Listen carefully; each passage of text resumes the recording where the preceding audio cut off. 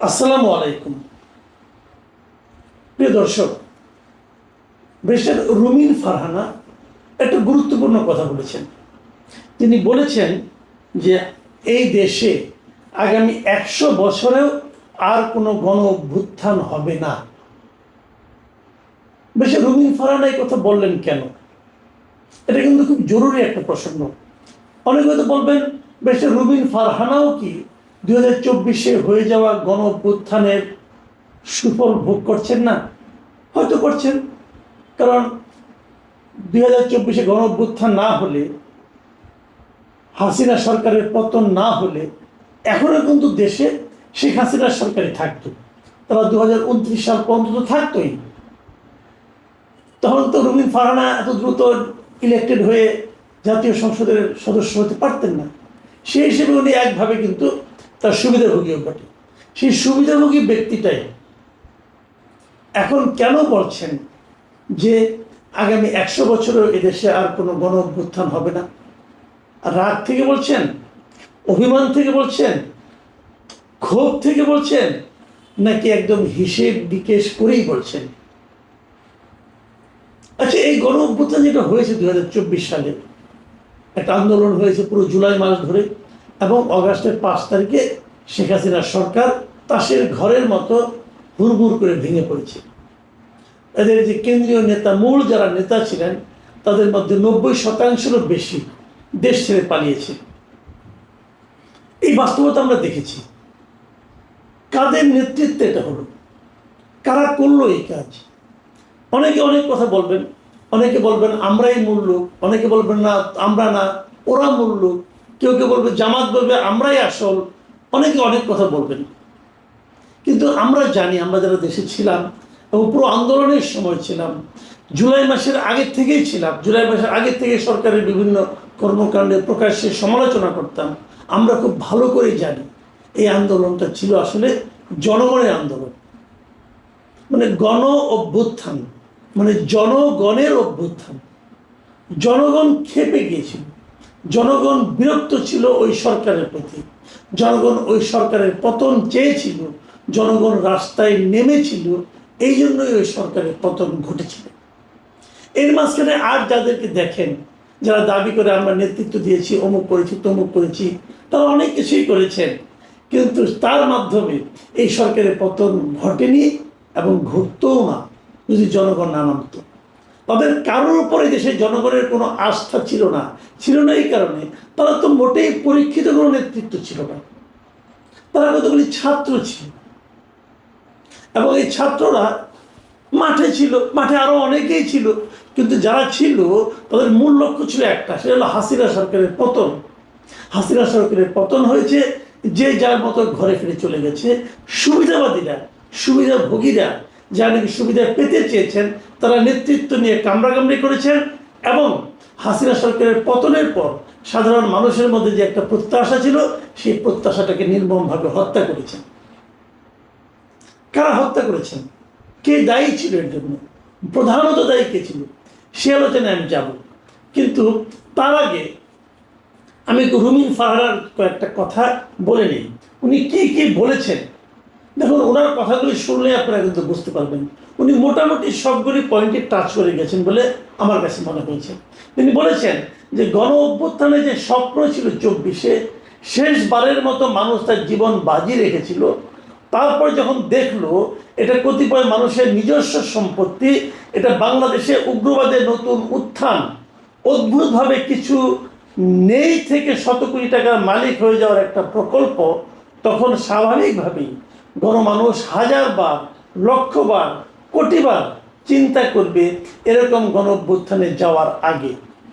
মানুষের হতাশার কথা বলেছেন, প্লাস সেই হতাশা কেন মানুষের মধ্যে ভর করেছে সেই কথা বলেছেন। একদম নেই থেকে কোটিপতি হয়ে যাওয়া, একদম নেই থেকে ক্ষমতার মসনদে চড়ে বসা। উদাহরণ দিয়ে বলি, আপনারা দেখেন মাত্র দুদিন আগে গত শনিবার দিন একটা ঘটনা ঘটেছে। ঘটনাটা ছোট, কিন্তু ওই যে বলে না যে ভাত একটা টিপলে বাকিগুলির অবস্থা বোঝা যায়। এখানে এই ছোট ঘটনা দিয়ে আমি আপনাদেরকে জাস্ট মানসিকতাটা বোঝাতে চাই, যারা নাকি এই আন্দোলনের নেতৃত্বের দাবিদার, প্রথমে বলে রাখি, এই আন্দোলনে কোনো নেতা ছিল না, কিন্তু তারা দাবিদার। কেউ প্রতিবাদ করেনি, কেউ পাল্টা দাবি করেনি, কাজেই তারা দাবিদার। এমন একজন দাবিদার হলেন সংসদ সদস্য হয়েছেন আব্দুল হান্নান মাসুদ। উনি কি করেছেন, গত শনিবার দিন মানে 11 জুলাই উনি একটা ফেরি ঘাট থেকে চলে গিয়েছে, 2-2.5 ঘন্টার পর যাবে এসে, কিছু পথ গিয়েছে, যাওয়ার পর সেই ফেরিটা আবার ঘুরে আবার ঘাটে ব্যাক করেছে। প্রায় 20-22 মিনিট পরে আবার ঘুরে ব্যাক করেছে। ফেরি ভর্তি যানবাহন ছিল, লোকজন ছিল, মালামাল ছিল, সেখান থেকে ফেরিটাকে ব্যাক করতে হয়েছে। কেন? কারণ হাতিয়ার যিনি এমপি আব্দুল হান্নান মাসুদ, উনি ঘাটে এসেছেন, উনি ঘাটে আসার আগেই ফেরিটা ছেড়ে দিয়েছিল। দেওয়ার কারণে উনি এসে ফোন করেছেন আমি এসেছি, তো ফেরি আবার ব্যাক করেছে। তার মানে ওই ফেরিতে যত লোক ছিল, যত গুরুত্বপূর্ণ বিষয় ছিল, কারো কারো তো বিরাট টাইমের সমস্যা থাকতে পারে, যা ছিল তাদের সকলের প্রয়োজন আব্দুল হান্নান মাসুদের কাছে পরাজিত হয়েছে। কিচ্ছু করার নাই, উনি এমপি সাহেব। এই ক্ষমতাটা যদি সেই জুলাইয়ের গণঅভ্যুত্থানটা না হতো, আব্দুল হান্নান মাসুদ দেখাতে পারতেন না। উনি কোন জাদু বলে হয়েছেন, উনি আবার একটা ব্যাখ্যা দিয়েছেন। উনি ব্যাখ্যা দিয়ে বলেছেন যে আমি সংসদ সদস্য, সরকারি কাজেই আমাকে হাতিয়া যাওয়া জরুরি ছিল, তাই আমাকে ফেরিতে যেতে হয়েছে। তাছাড়া ফেরি তো ঘাট থেকে খুব বেশি দূর যায়নি, ছাড়ার 1 মিনিটের মধ্যে আমি ঘাটে পৌঁছেছি। এই নিয়ে কুচক্রী মহল বিভ্রান্তি ছড়াচ্ছে। দেখুন, হান্নান মাসুদ বলতেছেন যে ওনার ওখানে যাওয়াটা খুব জরুরি কাজ ছিল। তো ভাই, জরুরি কাজ আপনি 10 মিনিট আগে আসলেন না কেন, 20 মিনিট আগে আসলেন না কেন? জরুরি কাজের প্রতি তো আপনারই কোনো নাই, গুরুত্ব নাই। যদি ওটা জরুরি কাজ হয়, আপনি আরো আগে কেন এলেন না? আপনি আপনার মতো জমিদারি স্টাইলে এসেছেন, এসে জমিদারি স্টাইলে ফেরিকে ফিরিয়ে এনেছেন। আপনি বলছেন যে আপনি 1 মিনিট পরে এসেছেন। ভাই, ফেরি তো 1 মিনিটে ছাড়তে লাগে, 1 মিনিটের বেশি সময়। 1 মিনিট পরে আসলে কি মাঝপথ থেকে চলে আসে নাকি? শুনুন, ঘটনাটা কি হয়েছে। একাধিক প্রত্যক্ষদর্শী এবং ঘাট কর্তৃপক্ষ তারা কি বলেছেন সেটা আপনাদের আমি একটু পড়ে শোনাই। তারা বলেছেন, শনিবার বেলা 3:30টায় যাত্রী ও পণ্যবাহী যানবাহন নিয়ে চেয়ারম্যান ঘাট থেকে নলচিরা ঘাটের উদ্দেশ্যে রওনা দেয় ফেরি মহানন্দা। ফেরিটি ছাড়ার প্রায় 20 মিনিট পরে নোয়াখালী 6 আসনের সংসদ সদস্য আব্দুল হান্নান মাসুদ গাড়িতে করে চেয়ারম্যান ঘাটে আসেন। তিনি হাতিয়া যাওয়ার উদ্দেশ্যে ফেরিটি ঘাটে ফিরিয়ে আনার জন্য কর্তৃপক্ষকে নির্দেশ দেন। ততক্ষণে ফেরিটি ঘাট থেকে বেশ কিছু দূরে চলে যায়। সাধারণত চেয়ারম্যান ঘাট থেকে নলচিরা ঘাটে ফেরি পৌঁছতে 1.5 থেকে 2 ঘন্টার সময় লাগে। তাহলে এরা বলছে যে 20 মিনিট পরে সে আসছেন, আর হান্নান মাসুদ সাহেব বলছেন উনি 1 মিনিট পরে আসছেন। মানে মিথ্যা কথা বলার একটা মাত্রা থাকা দরকার। হান্নান মাসুদ সাহেব ওই মাত্রার মিথ্যাবাদী। এবং এই যে তার ক্ষমতাটা, এই ক্ষমতাটা উনি দেখাতে পারলেন কেন? কারণ 24শে জুলাই একটা গণ অভ্যুত্থান হয়েছে। সেই গণ অভ্যুত্থানের ওনারা হয়েছেন দাবিদার, যে ওনারা এসব করেছেন, এবং সেই দাবির জোরে ওনারা এমপি হয়েছেন, হয়ে এখন জোর দেখাচ্ছেন। তো যে বৈষম্য বিরোধী আন্দোলনের মাধ্যমে ওনারা এমপি হয়েছেন, অথবা শেখ হাসিনার ক্ষমতা থেকে নামানো হয়েছে, সেই বৈষম্যকে উনি নিজে করলেন না? ফেরি ভর্তি যাত্রীর সঙ্গে উনি কি বৈষম্য করলেন না? করলেন। এই যে দৃশ্যটা, ধরেন এই ফেরির যে যাত্রীরা আছে তারা যা দেখলেন, দেখার পর এই হান্নান মাসুদ যদি আরেকবার আন্দোলনে ডাক দেয়, এই ফেরির লোকগুলি কি হান্নান মাসুদের সঙ্গে যাবেন? হয়তো আপনারা বলবেন এই জিনিসটা তাহলে উনি কেন বুঝলেন না? উনি তো বুঝবেন না, উনিও জানেন এবার উনি যে প্রক্রিয়ায় এমপি হয়েছেন আগামী তার পারবেন না। কাজে উনি 5 বছর মেয়াদটাকেই ওনার ভাগ্য, ওনার নিজের ভাগ্য, ওনার পুত্র কন্যার ভাগ্য, ওনার 3 পুরুষের ভাগ্য গড়ার জন্য এই 5 বছর উনি ব্যবহার করবেন। এই 5 বছরে আপনারা দেখবেন যে উনি কীভাবে ফুলে ফেপে কলা গাছ নাকি বট গাছ কি হয়ে যান, এটা আপনারা দেখতে পাবেন। কেবল উনি না, সকল এমপির ক্ষেত্রে দেখতে পারবেন। তাহলে যদি রুমিন ফারহানা বলেন যে মানুষের যে আশাভঙ্গ হয়েছে, এই আশাভঙ্গ হওয়ার পর আরেকবার গণ অভ্যুত্থানে যাওয়ার জন্য, রাস্তায় নামার জন্য মানুষ হাজার বা লক্ষ কোটি বার চিন্তা করবে, এটা কিন্তু খুব একটা ভুল কথা নয়। দেখেন, গণ অভ্যুত্থান তো 2-3 নেতা দিয়ে হবে না, জনগণকে দিয়ে হতে হবে। জনগণকে যখন এরা ডাকবে, জনগণ নামবে এদের কোথায়? বড় বড় কথা দেখেন বলে কিন্তু তারা এখনো, আবার ডাকবো, আবার সেটা করব, আবার সরকার নামিয়ে দেব। ভাই ডেকে দেখেন না যখন 10 জন লোক নামে কিনা।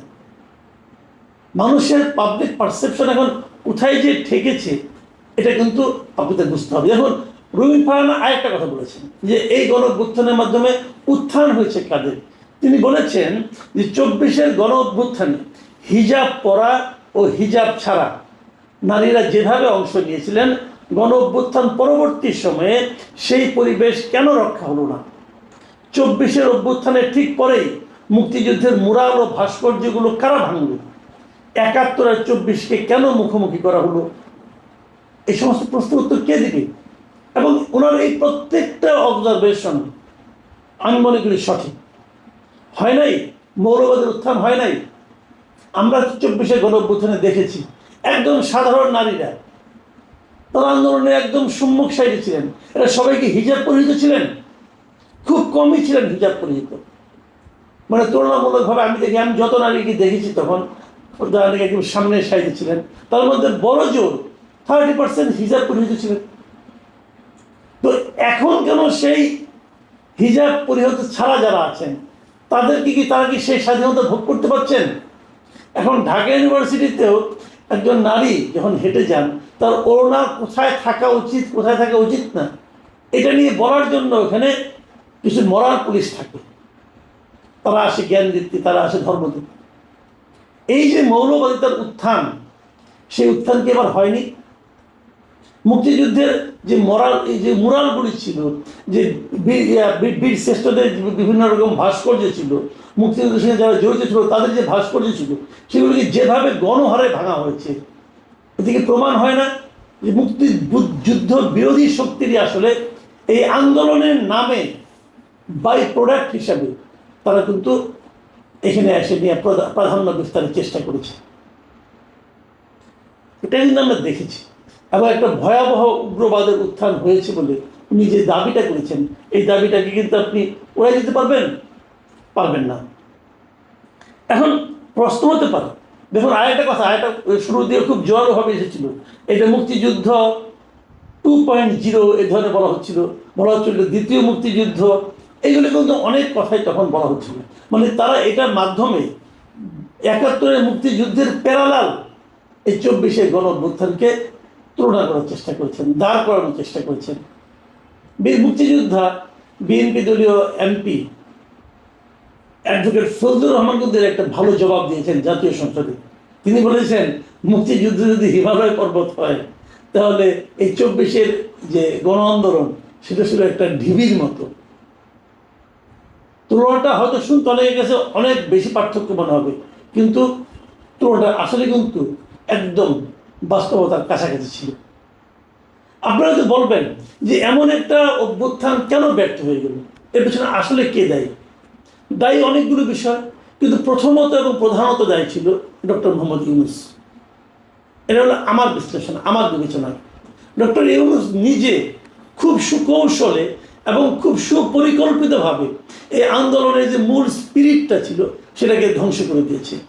মূল স্পিরিটটা কী ছিল? মূল স্পিরিটটা ছিল তরুণদের উত্থান, মূল স্পিরিটটা ছিল অন্যায়ের বিরুদ্ধে তরুণদের প্রতি সাধারণ মানুষের যে নির্ভরতা, এটাকে উনি নষ্ট করে দিয়েছেন।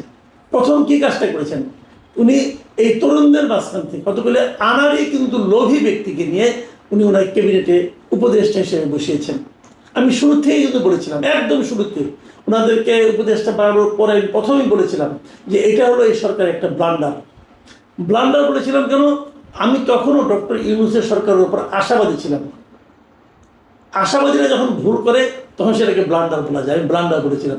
আসলে ব্লান্ডার কিছু না, ডক্টর ইউনূস ছিল আমাদের জন্য ব্লান্ডার। এবং ডক্টর ইউনূস দায়িত্ব নেওয়ার পর পুরো আন্দোলনের যে স্পিরিট সেটাকে ধ্বংস করে দেওয়ার জন্য অত্যন্ত সুপরিকল্পিতভাবে কতগুলি আনারি নাবালককে নিয়ে উনি ক্যাবিনেটে বসাইছেন এবং সেই সঙ্গে লোভী। এদের আচরণের মাধ্যমে পুরো দেশে যে যুব সমাজের মধ্যে যে ঐক্য যেটা ছিল এটাকে ধ্বংস করে দেওয়া হয়েছিল। তারা যখন সারা দেশের যুব সমাজ যখন দেখলো যে ঢাকায় বসে 2-3 জন লোক খুব মানে টাকা পয়সা কামানোর সুযোগ পেয়েছে, তখন তারাও সারা দেশে কিন্তু একই কাজ শুরু করে দিল যে আমরা কিন্তু পিছিয়ে থাকবো। এভাবে সারা দেশের যুব সমাজের উপর সাধারণ মানুষের এক ধরনের বৃত্তিষ্ঠার জন্ম দেয়। এবং সেই কারণেই কিন্তু রুমিন ফারহানা যখন আজকে বলে যে আগামী 100 বছর হবে না, সেটাকে কিন্তু মানুষের কাছে গ্রহণযোগ্য বলে মনে হয়।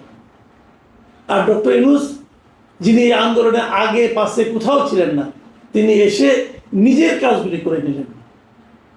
উচ্চ আদালতে ওনার বিরুদ্ধে 666 কোটি টাকা কর দেওয়ার কথা বলা হয়েছিল, রায় দেওয়া হয়েছিল, এটাকে ওনাকে জমা দিতে হবে।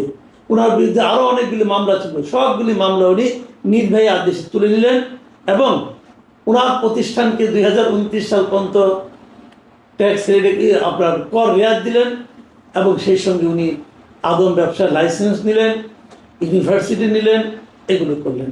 মানে পুরো আন্দোলনটাকে উনি ওনার ব্যক্তি স্বার্থে ব্যবহার করলেন। আর পুরো দেশ কত বছর যে পিছিয়ে গেলো আমি বলতে পারবো না।